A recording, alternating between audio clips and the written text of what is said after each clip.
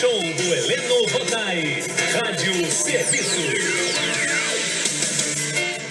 Toda manhã de domingo eu converso com o grande médico, chefe do Serviço de Clínica Médica do Hospital Federal dos Servidores do Estado, meu amigo grande tricolor, Dr. Silvio Provenzano.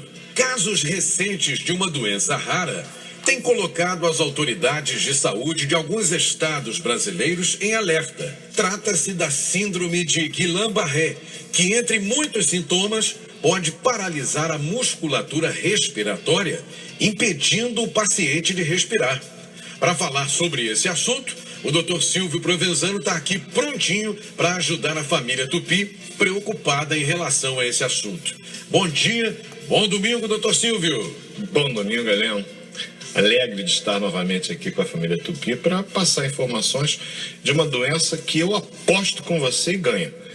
A grande maioria nunca ouviu falar no tal da síndrome de Guillain-Barré, mas a gente vai tentar esclarecer o que é esse palavrão todo. Na verdade, são o nome dos médicos que identificaram essa doença e fizeram as primeiras ligações dela com uma série de condições infecciosas. Vamos tentar explicar o que é isso. Para começar, então, o que é essa síndrome, doutor Silvio? É uma forma de paralisia flácida, generalizada, viu, Heleno? Que caracteristicamente ela começa na parte inferior do corpo, pelas pernas, e vai ascendendo. A gente chama de paralisia ascendente de Guillain-Barré. Na realidade, é uma doença autoimune. Mais uma vez, outro palavrão. É a presença de anticorpos, que são proteínas produzidas pelas nossas células de defesa, os linfócitos. Isso é estimulado por uma agressão viral. Geralmente, existe uma infecção, que pode ser viral ou não, a causa principal, inclusive, é uma bactéria. Você está logo o nome, Campylobacter jejuni, a principal causa em 30% da síndrome de Guillain-Barré. Você encontra essa bactéria que causa uma infecção cerca de 2 a 3 semanas antes do quadro neurológico ter início.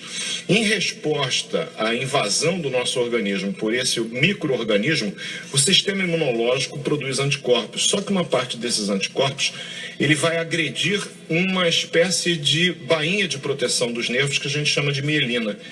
E a agressão dessa baía de mielina vai provocar uma certa desmielinização, uma destruição dessa barreira de mielina, o que vai alterar a condução do estímulo nervoso por esses nervos. Então, o paciente teve um quadro infeccioso, que pode ser essa infecção por essa Campylobacter jejuni, uma bactéria, ou por um vírus. O vírus que mais frequentemente está ligado a isso, do ponto de vista estatístico, é o citomegalovírus. Mas o vírus de Epstein-Barr, que é o causador da mononucleose infecciosa, chamada doença do beijo, também pode causar isso. Até o vírus da gripe, o influenza vírus, os vírus que causam hepatite, tanto o vírus A, quanto o B, quanto o C, eventualmente podem provocar Guillain-Barré. O HIV pode provocar HIV. E, recentemente, há uma relação entre o Zika vírus, que é uma doença que tem aparecido recentemente no nosso país, e houve, paralelamente, um aumento no número de casos de Guillain-Barré. Não tem como dizer que o Zika vírus é o que está provocando o aparecimento desses autoanticorpos. Mas, por uma questão de bom senso, também não tem como dizer que não está causado, uma vez que qualquer virose pode provocar no sistema imune dos pacientes o aparecimento desses anticorpos que equivocadamente vão destruir a mielina e provocar isso. Doutor Silvio Provenzano, quais são então os principais sintomas dessa doença? Os principais sintomas é uma sensação de formigamento e de perda de sensibilidade, principalmente fraqueza muscular. A fraqueza muscular que esses pacientes vão apresentar, ela tem graus variáveis. Desde uma fraqueza muscular muito leve a ponto do paciente achar que não é nem necessário procurar auxílio médico, até uma fraqueza muscular que perde o movimento, a tal da paralisia. E na realidade essa paralisia ela tem um caráter, como eu disse, ascendente. Começa pelas pernas, vai para o tronco, atinge os músculos da face, muitas vezes caindo até a pálpebra do indivíduo, no meio de case eptose. Pode acontecer, então, alterações do músculo, do pescoço, da face, devido a essa paralisia. Como você falou no início do programa, Heleno, a principal complicação da síndrome de Guillain-Barré é exatamente a insuficiência respiratória, que pode ser consequência da paralisia da musculatura acessória respiratória. O indivíduo respira porque nós temos músculos que permitem a abertura da caixa torácica e assim entrar e facilitar a passagem do ar. Se esses músculos respiratórios estiverem paralisados devido a esse problema, a gente vai ter uma dificuldade progressiva na respiração que pode levar, inclusive, à necessidade de ventilação mecânica. Essa é uma complicação, felizmente, não muito comum na Guillain-Barré, mas que, se acontecer, vai obrigar necessariamente a uma intubação orotraqueal com assistência ventilatória mecânica e todos os cuidados de CTI. Dr. Silvio Provenzano, como é o desenvolvimento dessa doença? A doença, ela normalmente é mais lenta, viu, Heleno? Esses sintomas de formigamento, perda da força muscular, eles evoluem em média de 2 a 4 semanas.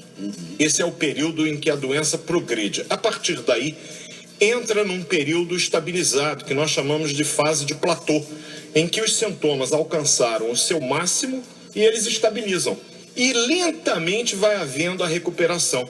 Curiosamente, a recuperação ela se dá no sentido inverso da evolução da doença. Como eu falei agora com a família Tupi, Heleno, ela vai de baixo para cima, ela tem um caráter ascendente. A regressão de sintomas é de cima para baixo. Então, aquela paralisia da musculatura da face, do pescoço, ela vai diminuindo, vai regredindo, até recuperar a movimentação das pernas. Entendi. E trata-se, evidentemente, de uma condição que pode levar, veja bem, de algumas semanas a alguns meses, quiçá anos. E num percentual de pacientes, sempre pode ficar alguma sequela.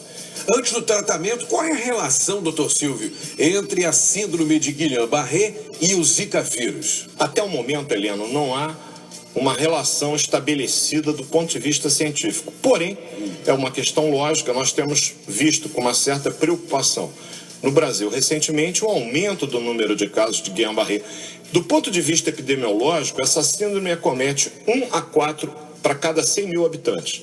Portanto, é uma doença de ocorrência relativamente rara. Mas a gente está vendo que está aumentando. E, paralelamente, tem aumentado também o número de casos associados a esse Zika vírus, que é um vírus RNA da família do Flaviridae, que é a mesma família do vírus da dengue e da chikungunya. Todos os três têm como seu vetor, ou seja, o animal que faz o seu reservatório e o transmite para os humanos, aquele mosquitinho safadinho que é o Aedes aegypti.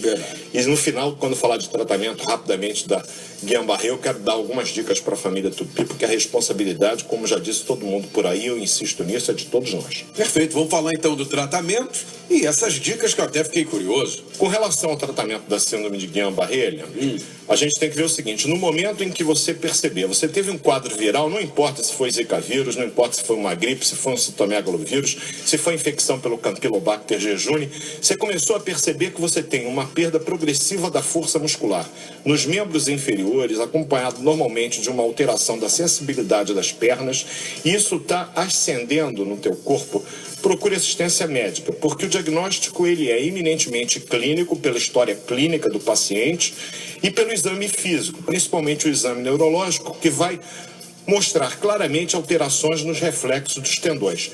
Independentemente disso, cabe ao médico, nessa hora, fazer um exame chamado líquor cefalorraquidiano.